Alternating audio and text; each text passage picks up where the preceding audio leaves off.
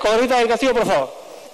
Lo siento, pero ya se han dado 2 interrupciones. Congresista Oliva, se han dado 3 interrupciones. La tercera ha sido por excepción, para que pueda continuar. Muchas gracias, señor presidente, muy amable.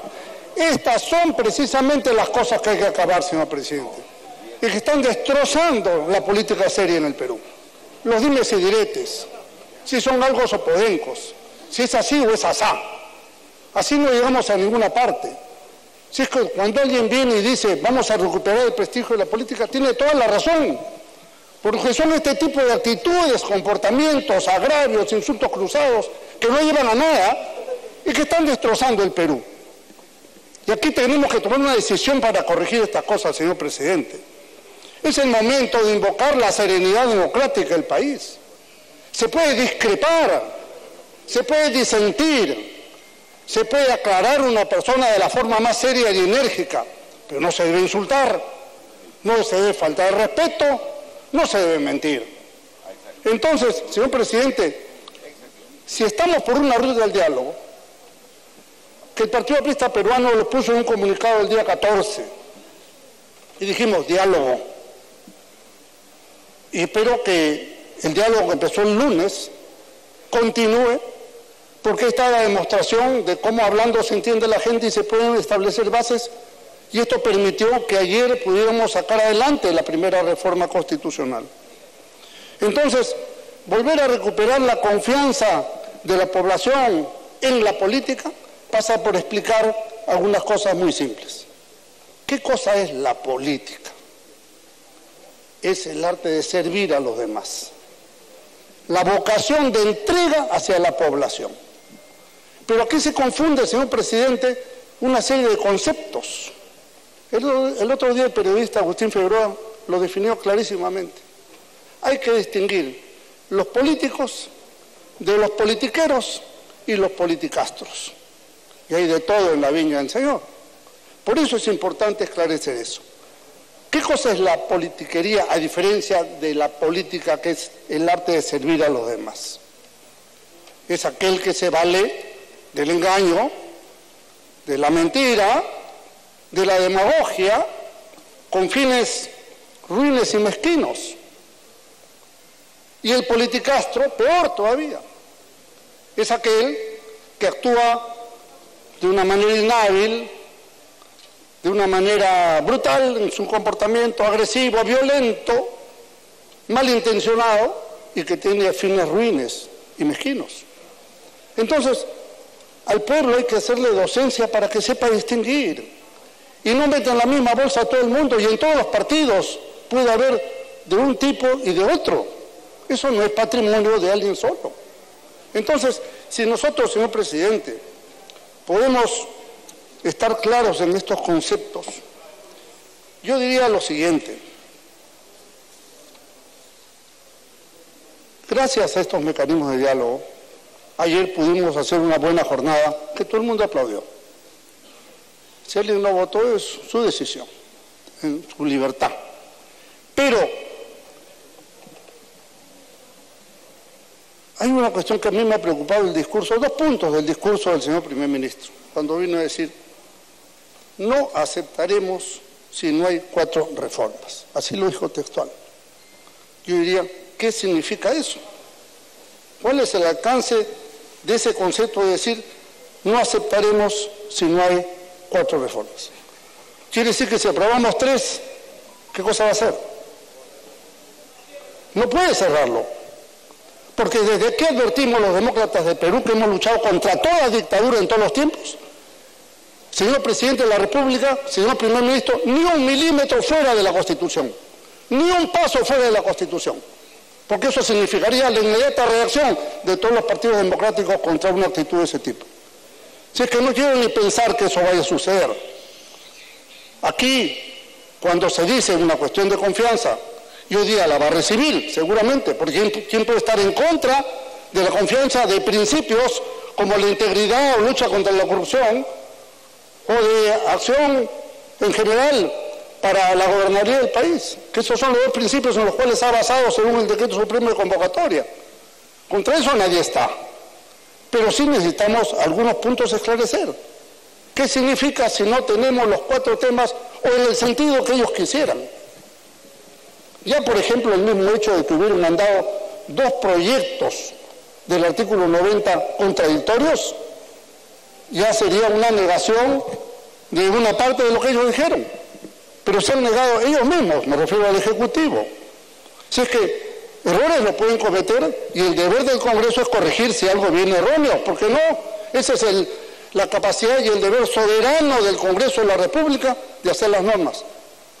Y cuando se trata de reformas constitucionales como esta, el artículo 206 de la Constitución establece que el presidente no tiene capacidad de observar la reforma constitucional, a distinto de cualquier ley. Fíjense qué importante. Si el presidente no puede observar la reforma constitucional, menos puede venir nadie acá a amenazar de que si no se aprueba como ellos quieren, tomarán otras medidas, porque eso es lo que está diciendo en el fondo. Y eso hay que aclararlo clara y perfectamente. Mejor es las cosas claras y el chocolate espeso, señor presidente, precisamente para preservar nuestra democracia. ¿Qué cosa significa? Y esto también me parece un acto equivocado. Es decir, la historia recomienza hoy día.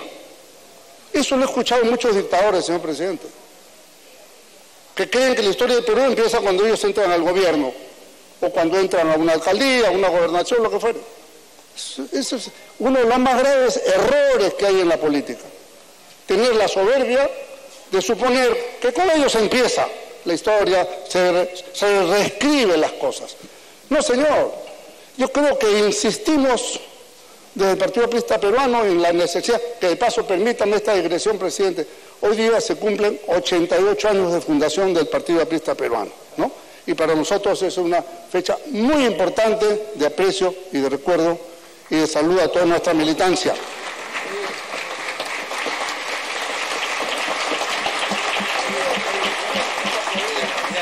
Por eso, señor presidente, por eso, sin duda, el 20 es nuestra fecha, mañana 20.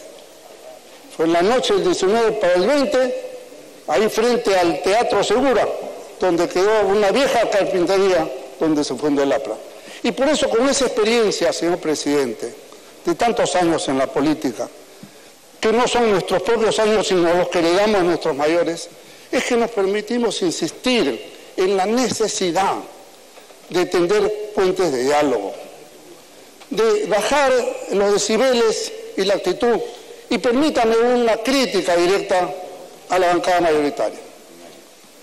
El logro de hacer ayer la reforma es de todos.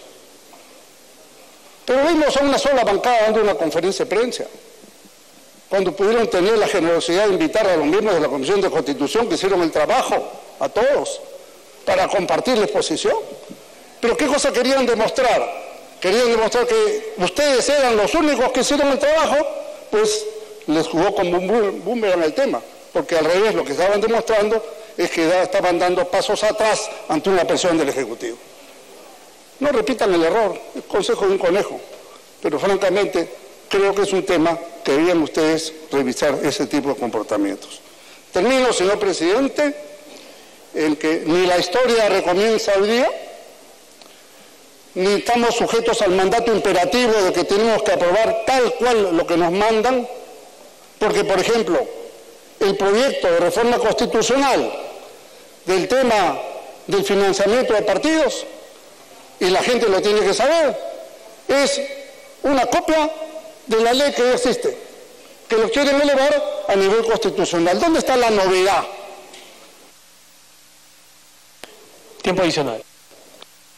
Si mantienen el esquema, señor presidente, de este tipo de financiamiento privado y de las altas tarifas de los medios de comunicación, especialmente en la señal abierta, cuyos costos representan entre el 80 y el 90% del costo de una campaña nacional. Entonces, mientras haya esos costos, señor presidente, que hacen una campaña presidencial, 5, 6, 7, 8 millones de dólares, ¿de dónde saca un partido esa plata? Y por más controles que pongan, vendrá por abajo ese dinero, como ha venido. ¿Cómo entraron los 20 millones para uno, los 3 millones para el otro? Ahí están. Entonces, el Partido Aprista Peruano, su célula parlamentaria, plantea un tema que creo que la Comisión de Constitución ni lo han mirado. Tenemos que acabar con el financiamiento privado de campaña, señor presidente.